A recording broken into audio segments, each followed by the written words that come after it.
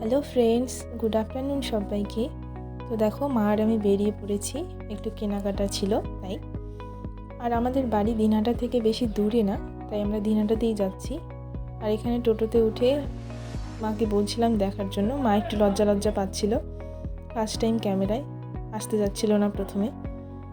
আর মার ফার্নিচার কেনার ছিল, তাই আমরা গিয়ে ফার্নিচারের দোকানে পৌঁছে গেছি।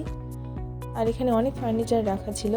তো দেখতে দেখতে মার একটা 3 পাল্লার গডরেজ পছন্দ হয়েছে, আর গডরেজটা বের করছিল। তো চলো বাড়ি গিয়ে তোমাদের সাথে শেয়ার করা যাক। এইটা নিয়েছে মা, দেখো। আর আমি নিয়েছি আমার ওই বাড়ির জন্য, শ্বশুর বাড়ির জন্য পুজোর থালা গ্লাস, তিনটে করে। আর একটা ঘন্টাও নিয়েছি। তো ঘন্টাটা দেখো, ঘন্টাটা একটু বড় ছিল। এটা আমার অনেক দিনের শখ, একটা বড় ঘন্টা নেব, তাই এটা নিয়েছি। আর এগুলো রাখার জন্য নিয়েছি একটা র্যাক। এটা কি র্যাক বলে নাকি জানি না।